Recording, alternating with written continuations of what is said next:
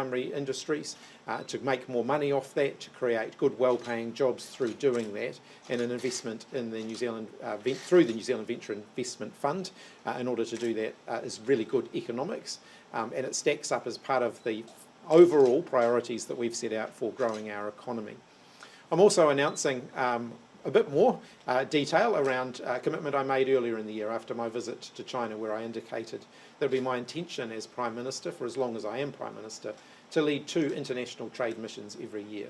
I'm adding to that today and saying that within the first 100 days of a new government taking office, that it would be my intention to lead our first trade delegation to India.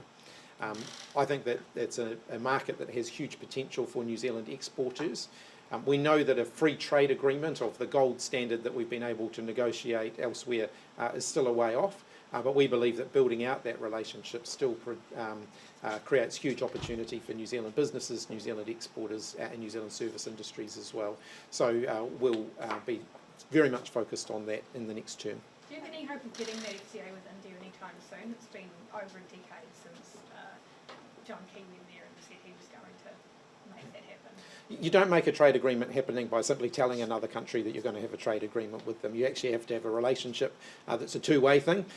India have made it pretty clear that they want to see us building out our relationship before they're willing to go into negotiations about something like a gold standard free trade agreement. We need to do that. And so Damien O'Connor was there last week. Clearly, we've been focused on building that relationship, and a visit by me within the first 100 days after the new government takes office, I think will be a clear sign that we do want to really further and deepen the relationship with India. Has your government been slow off the mark when it comes to India? No, not at all. We have been continually working on building out the relationship, but that's not going to be an overnight process. Officials recommended waiting until January 2024 to implement a digital services tax. Did you ignore that advice to try and skip the next? No, not at all. The digital services tax that we're putting in place is a backstop, and it wouldn't come into effect until 2025.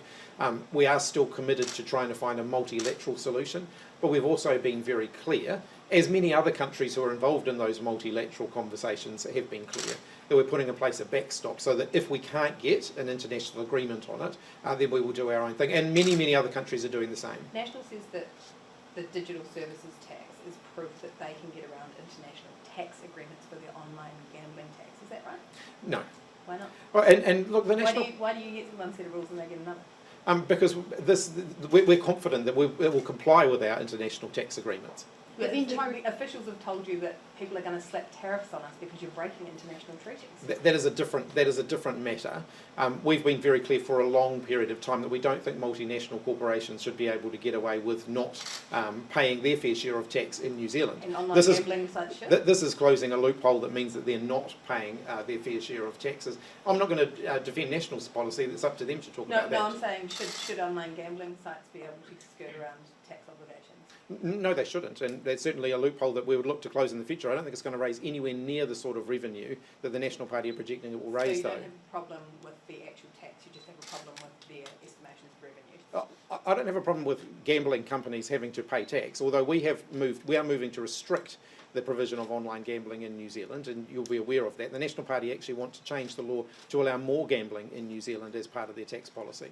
The Venture Capital Fund, 100 million, can that go to other areas other than agribusiness, or is that specifically the area? So the venture is a complicated answer to the question. The Venture Investment Fund obviously make decisions about how they invest that funding. The government sets priorities and they have regard to the priorities.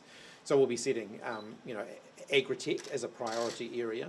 And we'll be giving them the additional 100 million. They already do have investments in Agritech, so we're confident that we can, we will see increased investment in this area as a result of that extra money we're putting in. And would this be part of the process in moving agriculture eventually towards ETS, given that technology and emissions through other ways is part of it as well? So we've indicated that we will start pricing on-farm emissions by the end of 2025. At the moment, we're the only party on the campaign trail that's actually got a concrete plan to do that. We've set out exactly how we're going to do that, and the work is underway to implement that. We think that still gives our farmers 2 years to get ready for that. The measurement of on-farm emissions will kick in this time next year, so from the last quarter of next year, so they'll have a year to get the measurement systems, to see what the measurement systems are telling them, to start doing some of the offsetting and the sequestration and so on. We've also committed to having a sequestration arrangement in place so that they can extract the value out of their sequestration, which will help to offset any some of the costs that they will face through pricing. What are your expectations around an Indian free trade deal? I mean, Prime Ministers have been going over there for a decade, starting negotiations, trying to make make some progress. It's very difficult, isn't it? I mean, is it a... I'm a realist when it comes to a free trade agreement with India. You have to have a willing party on both sides. New Zealand's dead keen to have a free trade agreement with India. That in itself is not going to make one happen. But I believe that we can continue to strengthen the relationship. I still believe, even without a free trade agreement, that there are opportunities for us to explore in India and for New Zealand businesses to do more in India. And our goal will continue to be, as a country, that we still want to get a free trade agreement there. The National Party has criticised you for Labor, for not getting into that Indian market, for not giving it enough attention. Has that been something that has been not given that attention in terms of the importance that a trade deal could deliver with India? Well, the National Party promised a free trade agreement with India some time ago, and they weren't able to deliver one. What we have delivered is a free trade agreement with the European Union, a free trade agreement with the UK, an upgrade of our free trade agreement with China, the CPTPP, which I think is a huge opportunity for New Zealand across a whole range of different economies. We've been focusing our effort on where we can actually gain some tangible wins for New Zealand exporters. Negotiators have shown that they can manage several different trade deals. Has it lacked the political clout of Prime Ministers going over there and making the case? No, ultimately, I think the thing that's sort of slowed progress is the lack of willingness on the India side to engage in a free trade agreement. Are you committed to a completely honest and clean campaign? Yes. Are you going to tell your candidates to be honest? Is there a particular issue that you have a concern about? Willie Jackson last night said that National and ACT were going to abolish the minimum wage. That's not true, is it? Willie Jackson himself said at the same event that he had, in the heat of the moment, chose a form of words that was incorrect. He corrected it at the time. Abolishing the minimum wage. Yeah, he admitted that was wrong. It was a heat of the moment debate, and he said something that wasn't true, and he openly acknowledged that he'd said something that wasn't true. But he only corrected himself to say that they were going to lower the minimum wage, which again is not true. In real terms, if you don't increase the minimum wage, which is the ACT Party's proposal, then in real terms that is effectively a lowering of the minimum wage. Lowering the minimum wage is different to not increasing it. No, well, in real terms it is not. There was a Indian naval ship, prominent one, that was docked in Auckland at the time of your campaign launch when you were in Auckland. Prime Minister of Australia stepped on there when that docked there. In Papua New Guinea, the Prime Minister there stepped on there. So did you step on board the ship? And was that... No, I didn't, but I did authorise it being here. Why did you not? Why are you the only Prime Minister on that ship's voyage, not to step on when you're trying to? I'm not sure if I'd been invited. I'm certainly happy to have a look into whether or not that happened or not, but it certainly hasn't come across my desk. I mean, the approval of the ship's visit came across my desk as part of a regular joint, training program that we have, and I was happy to approve it. Why has it taken 7 years for a PM to decide to go to India? Sorry, what's that? Why has it taken 7 years for a PM to decide to go to India? Well, I think we have to acknowledge that the border was closed and travel was very difficult for probably three of that period of time, and we haven't been in government for all of that 7 year period. Yes, Still needs 4 years, though. ACT has another candidate, the Auckland Central candidate, has pulled out of the race. Do you think that says something about what's going on in the ACT Party in the candidate selection? Look, I'd just refer you to David Seymour's own comments, where he basically said that turmoil within your party list is a sign of turmoil within your party. He probably needs to have a good look in the mirror. Are you asking your candidates to go through and look at their social media and make sure there's nothing in the past that might be damaging? I'd expect all candidates to do that. When people put themselves forward for political office, they open up their lives to a much greater degree of scrutiny than most people would be used to. And so I think people who are putting themselves forward for public office do need to be aware that people will go through and look at their past comments and so on. Have you gone through and looked at that yourself, or have you specifically asked candidates and MPs to look at it? In terms of my own social media, my life's a relatively open book. People can go back and see things that I've said in the past, including they'll highlight a few areas where I've changed my mind over time, and that's a legitimate part of political scrutiny and political debate. I'd encourage all candidates, whatever parties they're from, to make sure that they're having a good look at things they've said in the past and that they're ready to answer questions on them. Do you think ACT quite worried about the look how some of these candidates use the party? Well, the ACT Party certainly seem to have some people with some very interesting views on their party list. Is it acceptable for candidates to spread disinformation in an election debate and then just say it was in the heat of the moment? I don't necessarily agree with your characterisation there. I think everybody knows that Willie's a very passionate person, and you know, and where he makes a mistake, I know that he will own up to that. Being passionate doesn't justify lying. Like I said, they're not words that I would choose, but the fact is he admitted that he had made a mistake. Yesterday you Yes. told business leaders that you're going into this election as one of the greater fiscal conservatives. Why? Ultimately, now is not the time for big spending, and it's not the time for tax cuts. The National Party's tax cut plan would be inflationary. It would mean inflation stays higher for longer. That means interest rates staying higher for longer. And most economists will tell you that. The fact that they can't stack up their numbers, they're still refusing to release their secretive costings, shows that they know their numbers aren't stacking up. So ultimately, it will result in two things. National's tax plan will result in cuts to public services, or it will result in increased borrowing, or a combination of both of those things, with the potential for that to be quite inflationary. Right. RNZ Why are you is- only prioritising a visit to India now when officials told you prior to your visit to China that India was the greater priority? I made the judgment call that as China was reopening to New Zealand and the rest of the world, and given the significant importance of the relationship with China to our existing trade, that should be our priority. And I absolutely stand by that decision. If you look at the doors that we were able to open and the sort of, I guess, the continuing growth of trade with China, I still think that was the right thing to do. The other events that I've had that have been trade related have linked with other sort of international obligations that I've had as Prime Minister. So the King's coronation, the NATO summit, I've used those visits as an opportunity to progress our trade agenda in those areas, and very successfully, I think, with the free trade agreements in both of those areas now either signed or coming into force. Next cab off the rank is a visit to India. RNZ's reporting that one of its reporters was offered and rejected a bribe when when he was in covering a West Papua meeting. Does that concern you in terms of the Indonesian government says it is investigating, but what's your response to that? Yeah, I don't think anyone should seek to bribe the media and buy coverage for their issues. In New Zealand, we've got a very proud history of a free, fair and independent press most of the time, and I think that we should continue with that tradition. I shouldn't jest. I actually do believe that it's really important. I do believe that it's really important that New Zealand's media is still free, fair and independent, and I don't believe that bribery of journalists in any circumstances is acceptable.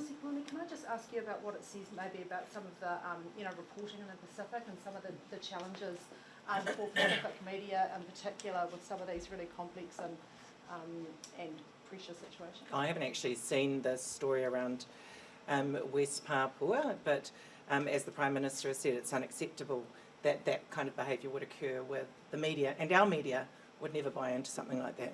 What about the relations between New Zealand and Indonesia? I mean, is this something that you would raise in terms of their potential attempts at interference? I haven't received a briefing, but after these questions, I'm certainly going to ask some questions. Prime Minister, Yeah. Labor sent out a fundraising email off the back of your dental announcement, saying that National will have to cut funding for schools, hospitals, teachers and nurses. They have categorically said that they are not cutting education or health funding. Is that true what you said? Nationals are telling New Zealanders to just trust them that their numbers add up when everybody is saying that their numbers don't add up. The only way they could deliver the tax cuts that they are promising is to either cut into government spending or borrow more money. Until they release their costings, I don't think New Zealanders have any basis to trust any of the commitments that they're making. But they've said they'll cut into government spending. They've just ring-fenced off health and education, but you're making it look like they're going to cut into that. What evidence do you have that they're going to cut funding for schools, hospitals, teachers and nurses? Because without doing that, their numbers simply won't add up. So you're just guessing? No, it's very clear. Without that, the numbers simply don't add up. So they specifically have to cut teacher, school, hospital and nurse funding for their tax plan? If you look at the volume of government expenditure that goes into those areas, you could not achieve the sort of savings that National are proposing to achieve without cutting into them. Do you agree that there's too much red tape in agricultural education, and why in your economic policy did you not discuss regulation? Regulation has a legitimate role to play in ensuring that our markets operate effectively. It's interesting because when I talk to the business community, every one of them will say, superficially, we want less regulation. But then many of them will raise particular areas of regulation where they want to see regulations changed or improved. So regulation is, I think, a legitimate role for government in ensuring that markets operate effectively. Andrew Little said National and Act would flog off the schools and sack all the teachers. Is that true? I haven't seen that comment. Sack all the teachers. I That's haven't- ridiculous. He's lying. I haven't seen that comment. So are you going to send a message to your candidates to run an honest campaign? I don't know the context in which that statement I can is. show you it if you like. Yeah, it's just a Facebook post I right here. haven't seen it. So So it's highlighted there. yeah. Is that acceptable? Look, I'll go away and have a look at it and have a conversation with them about it. But certainly, I think we should make sure that the statements that we're making stack up. Did your office try and stop Willie Jackson from participating in the debate last night? Not to my knowledge.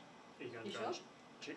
I'm happy to check, but not to my knowledge. No. Just on the Agritech side of things, so you often hear Prime Ministers, political leaders talk about how New Zealand is already a leader in Agritech. So can I just get an assessment from you about what is the situation here? Like, what is the change that you want to see, or are you talking about maintaining a position that you believe we already have? We will never maintain our position by standing still. So we've got to continue to invest in Agritech. We've still got to continue to be at the cutting edge of investment in that area if we're going to get ahead as a country. We actually think that New Zealand can be one of the most sustainable food producers in the world if we do this well.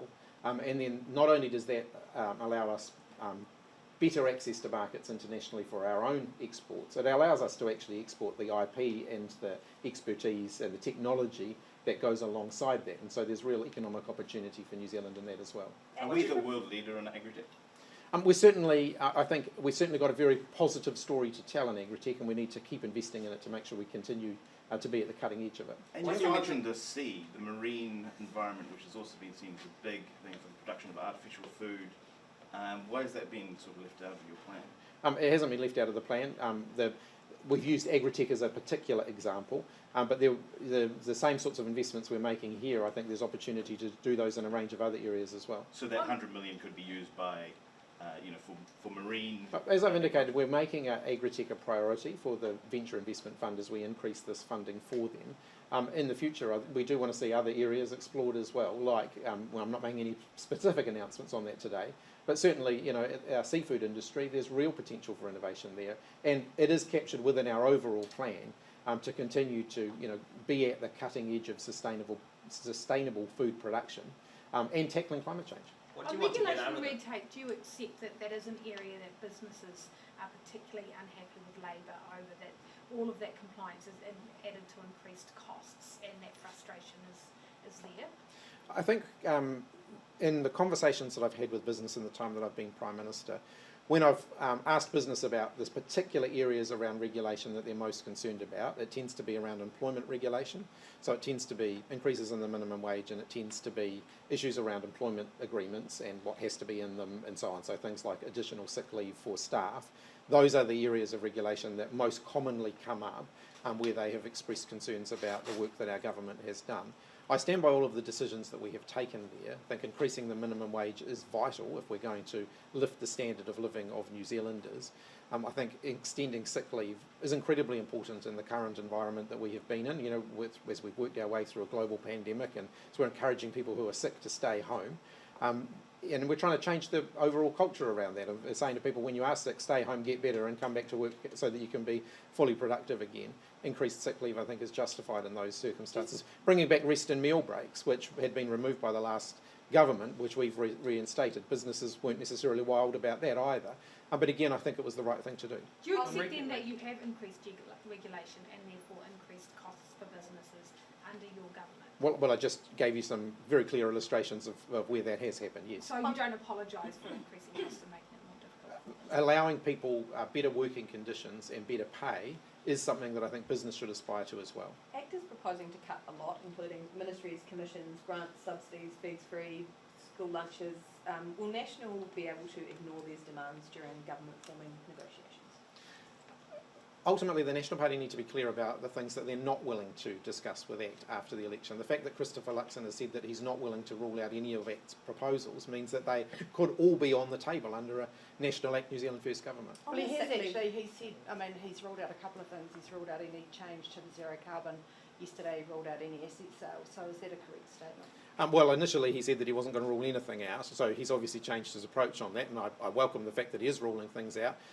But until he rules, until he rules out all of the other proposals that they've got, clearly by his own words, they're still on the table. Just back on the sick leave thing, National has said that it won't roll back sick leave to 5 days. One of your candidates has gone out on Facebook since and said they are going to roll it back to 5 days. What are you going to do about them spreading misinformation? Look, again, I'm not going to comment on something that I haven't seen, but I'm happy to look at it. Shannon Halbert on Facebook. Yeah, I'm happy to look at it. Just on the budget surpluses, I wonder if you could just clarify, so when do you want to return the budget to surplus, and is that a hard and fast boundary that you're setting for yourself, or are you willing to move that depending on how the economic circumstances pan out? So we've set out as a government fiscal goals, that we are committed to achieving. When it comes to getting the books back into surplus, at this particular point in the electoral cycle where the Treasury have the ultimate hand on the pre-election fiscal update, we have made changes to the government's management of the finances, evidenced by the $4 billion in savings we announced a week and a half ago, which is our best estimate of what we think it will take to achieve the fiscal goal. The fiscal goals are that we have a surplus, that we get back into surplus within the forecast period. We have given our best estimate of what it's going to take to achieve that. How would you describe National's position on renewable energy to date? Variable. You want to elaborate on that? Although they say they're committed to renewable energy, but they also seem to have quite a commitment to fossil fuels as well, and I don't think that those two things are compatible. What did you make of the robot? It was fun.